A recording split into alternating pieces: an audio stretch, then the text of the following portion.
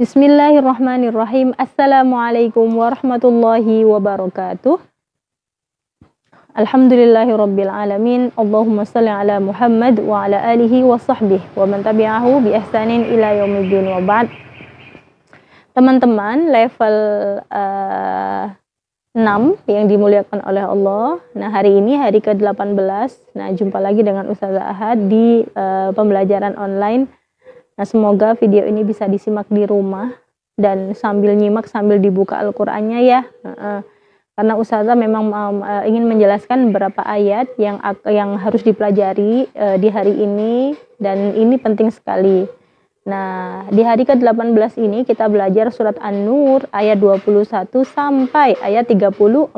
Sekali lagi suratnya An-Nur ayat 31 sampai 30 ayat 21 sampai 34. Nah, baik. Kita lihat ayatnya, ayat 21 itu ada ya ayyuhalladzina amanu la tattabi'u khutuwatis syaitan. Nah, Ustazah akan menjelaskan yang ayat 22. Wala ya'tali ulul fadli minkum was-sa'ati ayyutu ulil qurba. Nah, ada ayat wal ya'fu wal yasfahu, wal ya'fu wal yasfahu, wal ya'fu wal yasfahu. Nah, teman-teman perhatikan wal ya'fu wal yasfahu. Nah, wal ya'fu, nah kita diperintahkan oleh Allah untuk saling memaafkan, untuk saling memaafkan, untuk mudah memaafkan. Nah, orang lain ya. Karena sifat pemaaf ini adalah suatu amal taqarrub, ya, suatu amalan yang mendekatkan, yang menjadikan kita semakin dekat dengan Allah Subhanahu wa taala. Nah, bahkan kita dianjurkan oleh Rasulullah ya untuk memberikan ruangan yang besar ataupun melatih hati kita untuk menjadi seorang pemaaf. Kalau perlu ditulis di dalam hati kita, ya, distempel, ya, misalkan Nadia, ya, Nadia pemaaf gitu, ditulisin dalam hati ya, Nadia pemaaf gitu, bahwa Nadia ini pemaaf, Nadia suka memaafkan gitu, diingat-ingat ya, agar kita senantiasa atau terus berlatih menjadi seorang pemaaf ya, sebagaimana yang Rasulullah contohkan dan teladankan. Nah, kemudian Ustazah juga mau cerita ke teman-teman ya, di sini ayat 26 nih, bagus ya. Ayat 26 itu ada al-khabithatu lil-khabithina wal-khabithuna lil-khabithat wat-thayyibatu lit-thayyibin wat-thayyibuna lit-thayyibat. Ayat ini yang perlu digarisbawahi adalah ulaika mubarrauna mimma yaqulun. Nah, ulaika mubarrauna mimma yaqulun. Ya. Siapa itu yang dimaksud oleh Allah di dalam ayat ini? Mubarraun ya, adalah ini berkaitan dengan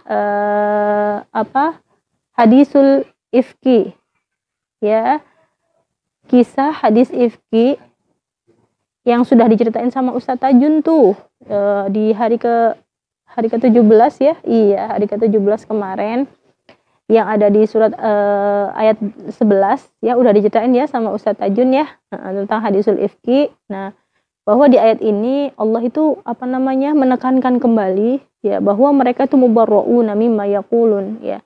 Sayyidah Aisyah, kemudian Safwan bin Mu'attal ya, itu bebas ya, terbebas ya dari apa yang mereka tuduhkan, apa yang mereka katakan ya.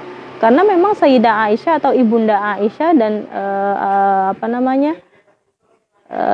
Safwan ya bin Mu'attal ya tidak melakukan apa yang orang-orang fitnahkan ya kepada mereka. Dan di sini ditekankan oleh Allah Subhanahu wa taala, lahum maghfiratun wa rizqun karim ya, bahwa mereka berdua ini bahkan orang yang berhak mendapatkan ampunan dari Allah Subhanahu wa taala dan rizqun karim, dan rizki yang mulia, mendapatkan tempat yang mulia di jannah ya, di surga.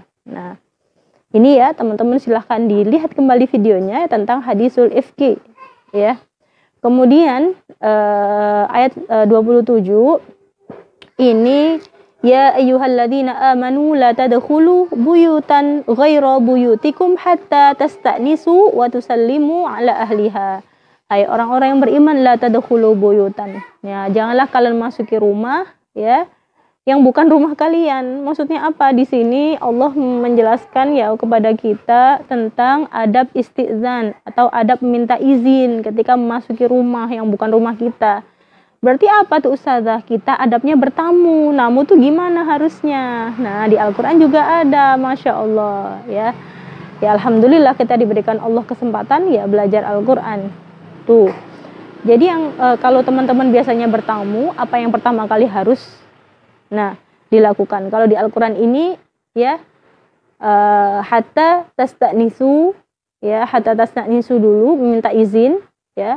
Wa tusallimu ala ahliha, minta izinnya dengan mengucap salam ya. Ketok pintu dulu ya, assalamu alaikum, diucapkan salam ya, assalamu alaikum gitu ya, assalamu alaikum ya, mengucap salam kepada pemilik rumah. Nah kemudian ya kita ini sembari mengucap salam, kita nggak boleh ngintip-ngintip. Biasanya rumah itu kan kadang ada kacanya ya, kadang entah itu pintunya atau jendelanya ada kacanya. Nah kita tidak diperkenankan ngintip-ngintip tuh, udah ada orangnya belum ya. Nah dan ini tidak diperkenankan karena bisa jadi orang yang di dalam rumah ini, yang pemilik rumah tadi sedang misalkan membetulkan auratnya ya, sedang lagi proses ataupun sedang membenahi bajunya ya Allah, memperbaiki caranya menutup aurat dan sebagainya gitu. Kalau kita ngintip sama aja kita ngintip aurat orang gitu kan. Nah makanya tidak diperkenankan ngintip-ngintip di jendela atau pintu yang ada kacanya gitu. Jadi kalau misalkan semuanya terbuat dari banyak yang terbuat dari kaca ataupun jendelanya atau pintunya, kita membalikan badan, jangan ngadep ke pintu gitu. Yang penting kita salam, ketok pintu dan salam gitu ya, dan keras ya agar sahibul bait atau orang yang dalam rumah tadi itu bisa mendengar suara kita. Nah terus juga teman-teman jangan lupa ya, dalam Islam itu ada aturannya 3 kali yang Rasulullah contohkan ya, 3 kali salam yang pertama, salam yang kedua, salam yang ketiga. Dan yang Rasulullah contohkan, kalaupun di salam yang ketiga ini belum dijawab atau belum dibukakan pintu, nah jangan langsung masuk. Nah, ataupun jangan buka pintu sendiri ya. Maka kita dianjurkan untuk pulang, untuk kembali. Nah, pernah ada kejadian ya, kadangkala pintu tidak dibuka. Nah, itu bisa jadi karena orang pemilik rumah ini sedang tidak berkenan untuk menerima tamu. Ya, mungkin beliau sedang ada uzur, ya, entah itu sedang sakit atau sedang kelelahan, ya Allah, atau sedang sangat repot sekali sehingga tidak memungkinkan ya untuk menemui tamu. Dan ini adalah hak orang yang memiliki rumah, gitu. Bukan kemudian kita marah-marah, ya, terus tambah pintunya dijedar gitu, dipukul keras-keras ataupun ngomel-ngomel depan pintu, gitu. Ini nggak boleh ya, sangat tidak diperkenankan, gitu. Jadi buka pintu, kita dibukakan pintu atau tidak itu adalah haknya atau urusannya orang yang punya rumah, gitu. Kita ini tamu, jadi kita harus memperhatikan dengan baik adabnya. Ya, ingat ya, nggak boleh ngintip. Kemudian setelah masuk, ya, masuk pintu. Nah, dalam Islam itu kita dianjurkan untuk menundukkan pandangan, ya. Matanya nggak boleh jelalatan, nggak boleh ngelihat ke atas, ke kiri, ke kanan, gitu, ngeliatin barang-barangnya atau apa yang ada di sekelilingnya. Bisa jadi ada aurat ataupun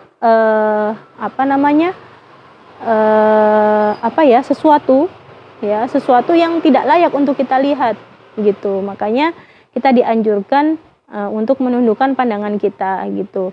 Ketika dipersilahkan duduk, ya duduk. Ketika belum dipersilahkan duduk, ya berdiri dulu di pintu. Nah, jangan langsung nyeludur ya ataupun nyelonong, gitu kan. Tiba-tiba masuk ke ruangannya, gitu. Jadi sampai dipersilahkan oleh orang yang memiliki rumah, gitu.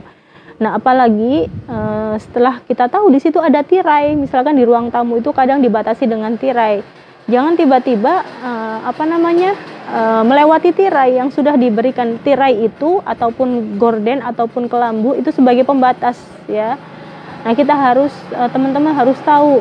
Kalau kadang kalau kita namu-namu ke rumah itu ada gorden ataupun tirai itu sebagai batasan ataupun seakan-akan yang punya rumah itu pengen ngasih tahu kita bahwa ini adalah batasan antara tamu dan pemilik rumah, gitu. Dan jangan sampai kita masuk melewati itu. Nah, karena ada aurat pemilik rumah yang harus dijaga.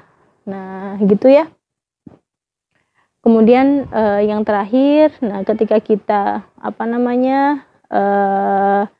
pulang ya, ketika kita pulang juga dianjurkan untuk meminta izin ataupun berpamitan. Nah, ini adab-adab yang sangat penting yang harus teman-teman pahamin dalam bertamu ya,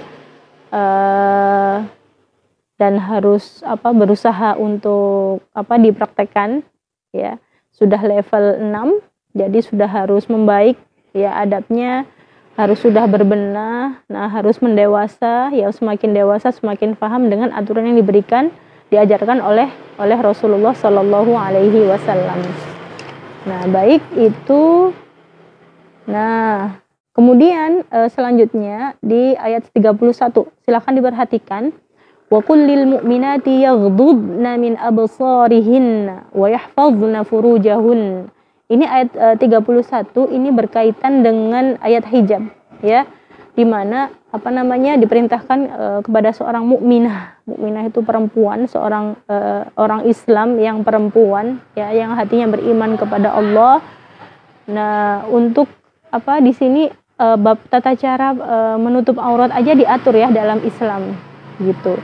Jadi ayyaghdudna min absarihin ya, untuk menundukkan pandangan kita ya, wa yahfazna furujahun ya. Di sini juga ada yang harus digarisbawahi, wal yadribna bi khumurihinna ala jujubihin ya, untuk ketika memakai kerudung ataupun penutup kepala ya, maka diwajibkan untuk ya memanjangkannya ataupun menutup dadanya. Jadi yang ditutupin bukan cuma rambut aja ya, tapi di sini ya di ayat 31 ini ya diwajibkan sampai dadanya. Jadi dadanya harus ditutup. Nah, kenapa? Karena di bagian dada seorang wanita itu ada sesuatu yang menonjol ya, ada sesuatu yang menonjol. Nah, maka yang ini harus ditutup ya, untuk menghindari fitnah ya, ketika kita terlindungin ya Allah dengan kerudung yang kita pakai, dengan pakaian yang kita pakai, dan ini akan melindungi diri kita dari fitnah ya. Insya Allah dengan kita mengikuti aturan syariat, apa yang dijelaskan oleh Rasulullah ya, apa yang dicontohkan oleh para sahabiah ya, insya Allah menjadikan hati kita semakin tunduk kepada Allah, hidup kita semakin tenang, dan juga hati kita ini lebih mudah untuk menerima nasihat gitu. Jadi memang satrul aurah, menjaga aurat ini sangat penting sekali. Nah, yang paling dasar adalah bab memakai kerudung. Nah, bagaimana cara kita memakai kerudung? Dijuntaikan, dipanjangkan kerudungnya sampai dada. Itu yang harus dipahamin. Dan semoga teman-teman bersegera ya untuk mempraktekannya gitu. Sampai sini dulu penjelasannya untuk level 6 sampai ayat 31. Hadaniyallahu wa iyyakum, subhanakallahumma wa bihamdika, asyhadu an la ilaha illa anta astaghfiruka wa atubu ilaik. Assalamualaikum warahmatullahi wabarakatuh.